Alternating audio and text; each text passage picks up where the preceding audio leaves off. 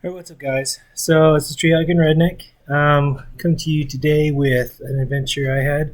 It was unexpected, but it was a welcome surprise. So my buddy Bob Bell, I guess he got lucky with some venison over the weekend and had some shoulders left over that he wanted to give out. So I was lucky enough to get them. So this is going to be me taking venison shoulders, three of them from quarter to burger. So enjoy.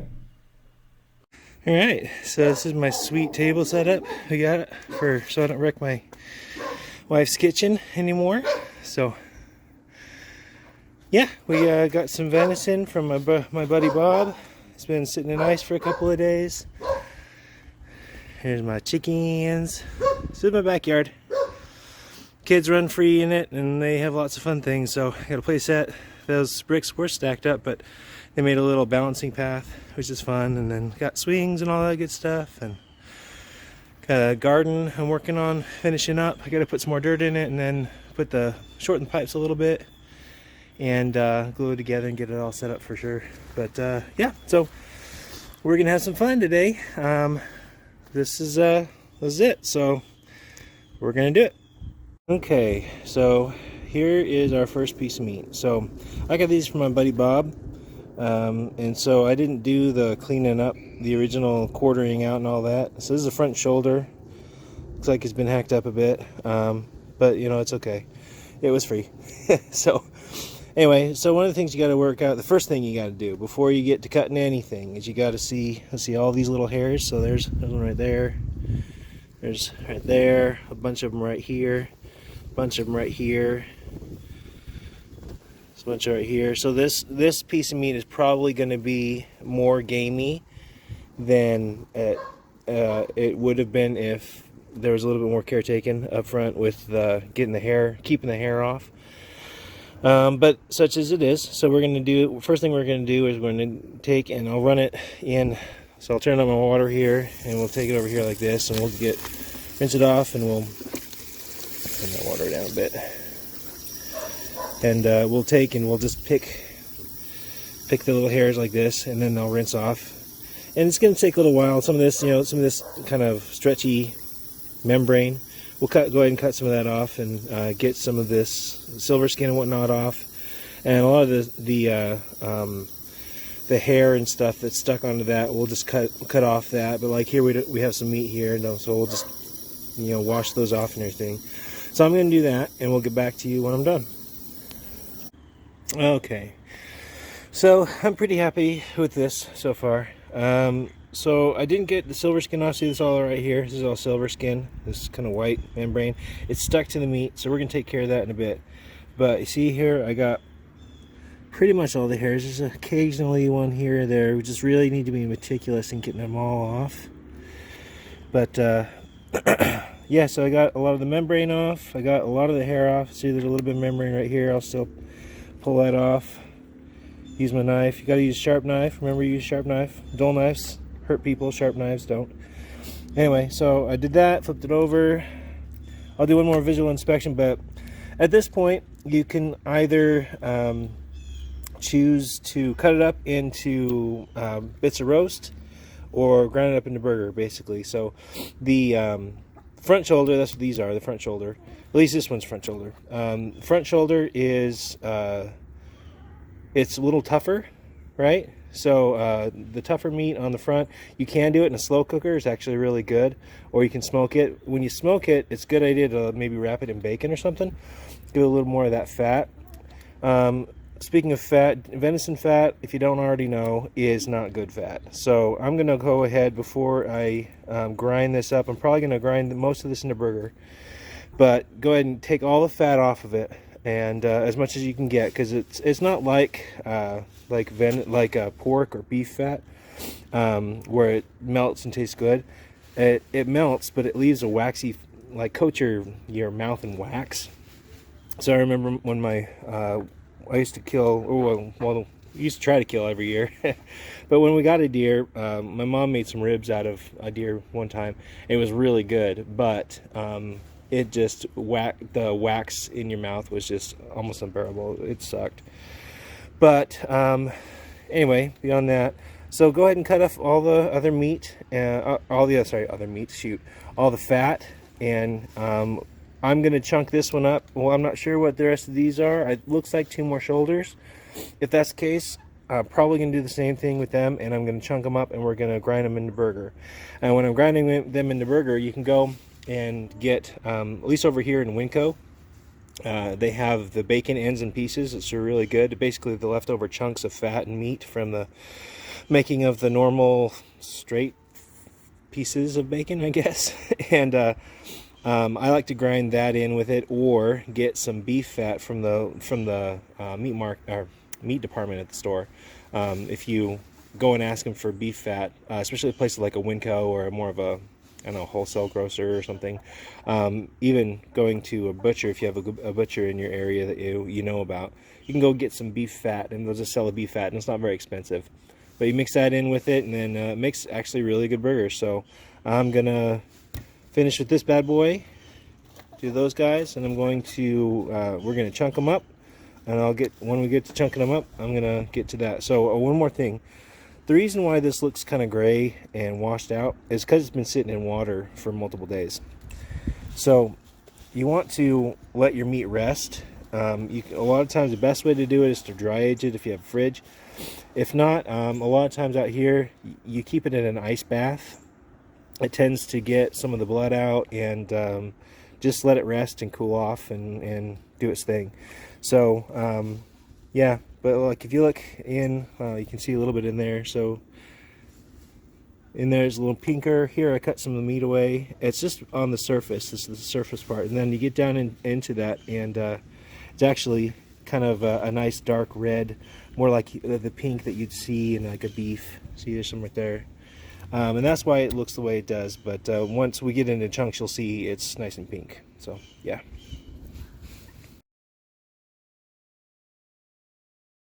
Okay, so I want to go over this real quick. So when you're doing this, there's a bone right here, part of the shoulder blade. So what you want to do is take your knife, and just like you're filleting fish, like pretend it's the backbone, right? Take your knife and cut along. You cut down like that, and then you can cut out like that. And the same here, you go like this, and then once you get down there, you just work your knife along the bone out like that, and then it'll eventually, you get to the edge of it, and then you can go down like here's on the edge already, right? So right here's the edge of the bone, but you got to go out before you can go down, right? Sorry, here, out and then down. So right there's the edge.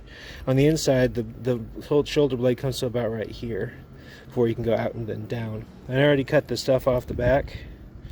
That's good. Anyway, so just thought I'd talk about that real quick.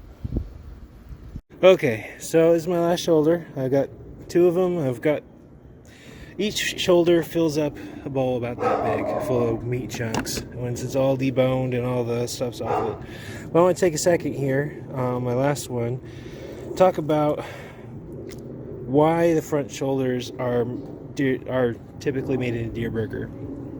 Front shoulders don't have to be, but typically are made in deer burger because of all the connective tissue. So when you're quartering out a deer or a pig, I assume, or any other 4-legged animal, there is no front shoulder socket. There is in the back, on the back hams there is, and that's where all your good tender cuts of meat come from. The front shoulders, they're all when you're cutting a quarter off of a deer or a pig, you just got to use your knife and just cut away the tendons and crap. And there is no bone to deal with. And one of the reasons that is the case is, you can't feel it. It's really tight. It's like bowstrings, right? All this. And see, you can look in here. Look at all the layers. Each one of those layers is connective tissue that you got to try to cut away if you want to save all that meat. And a lot of times, instead of doing that or dealing with chewing forever, you'll just grind it up into burger and say all this stuff, and every layer in between here, like I can't even break that with my thumb. So it's just tough. Like you can't bust through it without cutting it. So that's the reason why most people we'll take and either slow roast, try to get rid of that connective tissue or most of it via the slow roasting process, or grind it up into burger. And so that's what we're doing here. Is I'll probably take some of these kind of thicker chunks. There's a couple of big thick chunks I'll probably fry up for lunch, but generally speaking, that's why we do deer burger. Okay, so when you're all done with the leftover, there's that blade I was telling you about. So it's right here, and then over here it just kind of comes out. So you take a knife like this and then out like that, and that's what it should look like about when you're done. Alright, just like that, I'm done. So, two things. When you're doing this, just be patient with yourself. You're going to figure it out. And even though it's us, you know what we're doing, it takes a time or two, or it takes a little bit to remember, because mostly, a lot of people only get to do this once, maybe twice a year. So, here, I'll flip this around real quick. Alright, so that's it. I can't say enough about this little table. I think we got it off of Amazon. Jana got it for my birthday, because I think it was because she was tired of me dirtying up her kitchen. But it's great. I'm going to use it for camping. Obviously, it's meant for, like, I think it's for gutting and filleting fish. But it's got this, you hook up the water. It also has an option for a hand pump. Get that? You twist the nozzle, it's got a normal. It's great, and you can direct it out where you want to go. Get a longer hose, you can stick it down the hillside. But it's got the flexible nozzle here, and it's got a place for your knives. A little stone right there. Get your it's like a, I don't know how well it works, but it's a little disc thing like this. I'll show you. Whatever this is, I think it's so that it gets the stink off your hands. I don't know, but yeah, place for your garbage sack.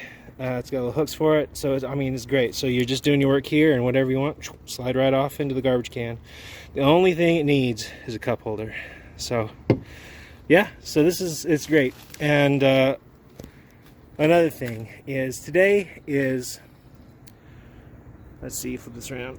Today is December 27th. So I grew up in Idaho.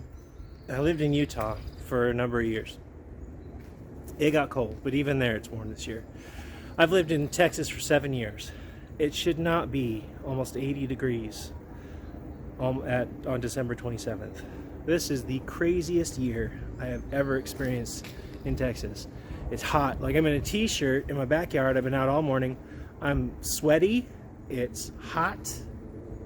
It's just crazy. I can't believe how hot this is.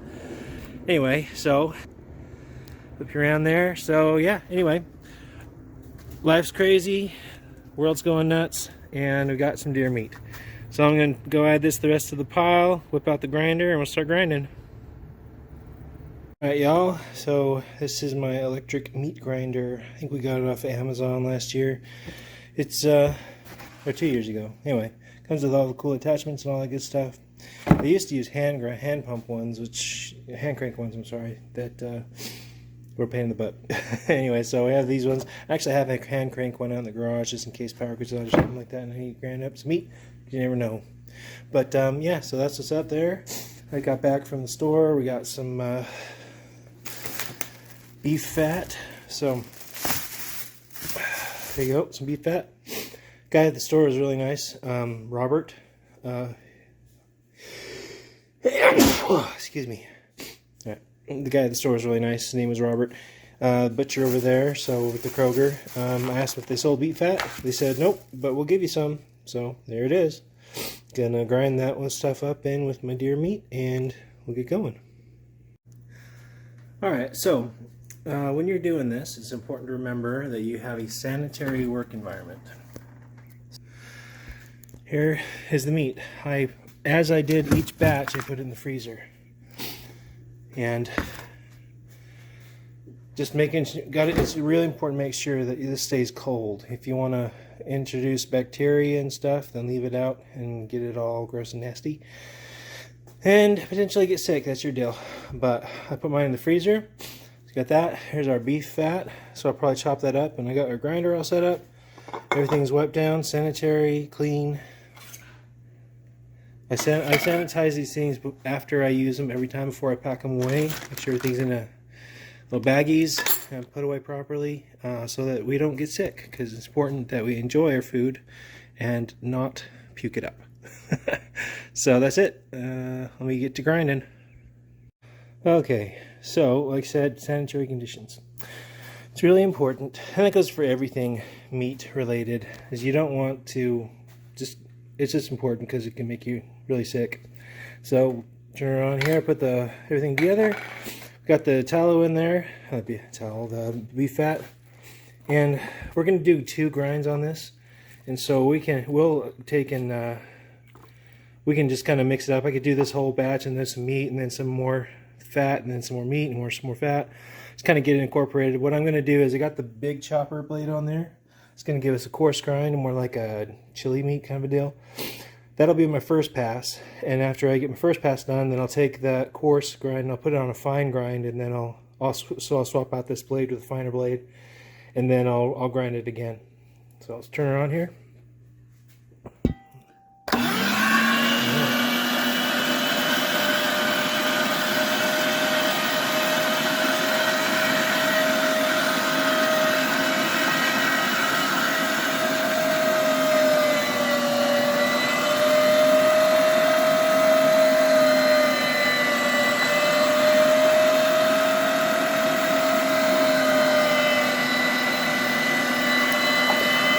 It reminds me of Play-Doh.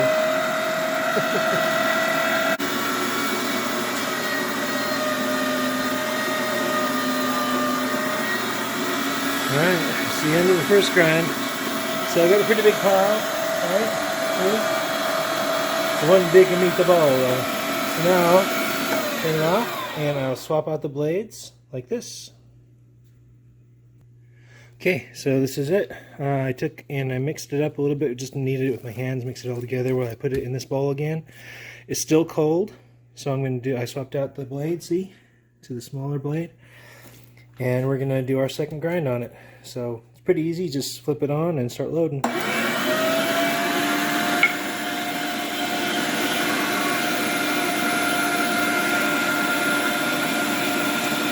is a little bit more like actual Play-Doh, because you stick it in, you gotta kind of jam it. It's already ground up, it's already it's not the same as the first time. It's already ground up, so there we go. See? That was more like hamburger.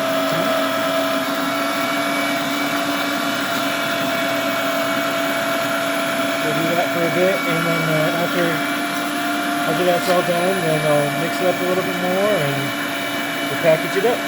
Maybe have a burger or 2. Alright, so here I'm about halfway through the pile. You can see the difference between the first grind and the second grind. That looks more like what you're going to get from your grocery store. I was thinking about going for maybe an 80-20, but I think I'm probably more like a 60-40 mix or 70-30 mix on this meat versus fat. So, but either way, it's going to be delicious. But I just want to pause for a second and also talk about, you just got to take your time on the second one. So on the first one, it goes faster because it's larger chunks, but these holes, hold a second, let me grab this. These holes are much bigger than those holes. And so it just takes more time. You got to be more patient. Don't really muscle it. If it gets clogged up, you got to take this off and take a knife or something like that and scrape this, because sometimes that silver skin, I was telling you, get it all off. Well, you can't get all of it off. But sometimes that silver skin is going to gum up the works right here. And you're going to have to get in there and scrape it all off and clean it. And that I've already had to do that 2-3 times already. And I'm only about halfway through my batch here. So, but just take your time and clean it off when it's necessary, and everything's going to be good. Alright, and just like that, we are done. So, quite the pile. It's hard to tell how big it is right now, but I mean, 15 pounds, maybe 20 pounds. Meat, didn't pay a dime for it. So I got the fat for free from the Kroger. I got the deer meat for free from my buddy, and yeah, I got 15 to 20 pounds of good deer burger. It's delicious stuff, and it didn't cost me a penny. Just a little bit extra time, extra expertise, and a little bit of equipment, and yeah. So that's it. We'll get to cooking. Oh, by the way, we're going to be putting this in the freezer before we pack it up because it needs to stay cold. Alright, so sticking to the sanitary theme, got this all cleaned up. It's ready to go. So I'll unplug it, put it back in the box before I get too far down the road. Make sure you're keeping everything clean. So I wiped down all of this stuff. I sprayed this whole thing down. I got all my goodness, or my good, my stuff in there. It's soaking in hot soapy water. I'll wash it before too long. So now I'm going to get to packing some of this stuff. So got these double zipper bags. I like them because of the freezer. They're good for the freezer. What I'll do is I couldn't find a quart jar, but this works too. I got this big root beer mug. But you can just flip over the top and it holds it in place so you can stuff it. And when it gets full enough, then you push all the air out, and then you can zip it up. So that. See, holds it open for you so you can do your thing. And it's okay to pull it off of the countertop there because, like I said, I just cleaned it real good. So I wiped it all down real good, and then after that I used the Lysol stuff. So stuff it, about a serving size. I mean, that's pretty good for what our family will use. You can make spaghetti or whatnot with it. When you're done, just pull it out like this, and then you can make sure you get as much of the air out as you can get. So flip that over, and then we'll start the zipper process here. Just leave a gap at the end, and then we'll kind of push as much of that air out as we can get out. And it's easier to do with two hands, but once I get that all as much of the air out as I can get, I'll just finish like that, and then we'll wrap that up in freezer paper, and I'll label it with venison burger. And some of my venison burger I'll mix with bacon instead, so I'll label this venison burger with beef fat, and I'll put the date. It's important to put the date on there because you don't want to have something in your freezer for 5 or 10 years, because that kind of thing happens, and you just wasted all of your time and money, and might as well have never done it. So I'm going to do that, and I'm going to fix that one up a little bit better because it's not quite as airtight as I want, but you really squeeze the air out, and then you finish it off, and then it'll keep it airtight, keep it from getting freezer burnt. Alright, so here's our haul. Got 6 of those bad boys. I'm going to do the right thing. I'm going to go and share some with Rand, but I'm going to show you how to wrap them up first. Actually, I'm going to do one at a time. I'm going to keep them in the freezer while we're wrapping them up so that they don't warm up. So, freezer paper, and then I'll tear some off here. Alright, so got the freezer paper here, marker, all that good stuff. So you tear, I'm going to try this one-handed, but tear off about that much. Don't skimp on this part. It's a little bit of extra and be fine. Stick it like that. In the middle, you fold it over, and then you fold the other side over. Yeah, the whole idea behind this is to get it good and tight, and this freezer paper is going to help keep away from the freezer burn. Okay, so I did that, put a piece of tape on. Unfortunately, all I have is packing tape, but then it's like this. Fold it over on both sides, then tape it off like that, and then on the front, you just write the name and date. Just like that. Alright. So here we go. Making a patty. I like my patties thin because there's something called the Maillard effect. Maillard obviously didn't invent the thing, but he's the first person to put a name to it. But basically it's that char, that delicious crispy goodness that happens when you fry something, and it's on the part that's on the outside, right? It's all the crispy golden brown deliciousness. So I got this pan heating up, and we're just going to pan fry a couple burgers. I'm going to do a double cheeseburger. This is leftover, so or leftovers. The leftover bit that wasn't in the freezer didn't go in the freezer. So I'm gonna slap this bad boy on, and we're gonna cook them up and see how it goes. So when I'm cooking these, I like to make them real thin. So what I'm using is just a little bit of this Montreal steak seasoning. I'll typically do it on both sides. I don't know, depends on if I go heavy like that on the one, then I'll just do it on the one side, but I'll go ahead and season this one up too while we're at it. But yeah, I usually use some Montreal. You can do all kinds of stuff. Some garlic salt and some pepper, just some salt and pepper is delicious. I made my own stuff, but there's you could do something like this. Slap your mama. It's Cajun seasoning, and it's just it's all around good. So yeah, that's what's up. Oh man, you can't tell me that doesn't look good.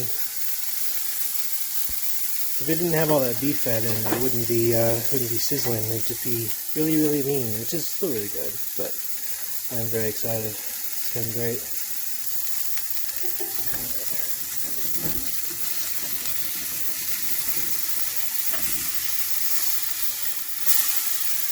Ooh, yeah. See that? That chow right there is in the Maillard. Delicious. A little bit of smoked Gouda, which is going to be awesome. It's just what I had in the fridge. It was sounding good. So cover that up, let that finish cooking on that side, and we'll get to eating soon. Getting real hungry. Alright, here it is. Got the double cheeseburger, the Gouda, and a sweet Hawaiian bun. And I'm going to eat this bad boy.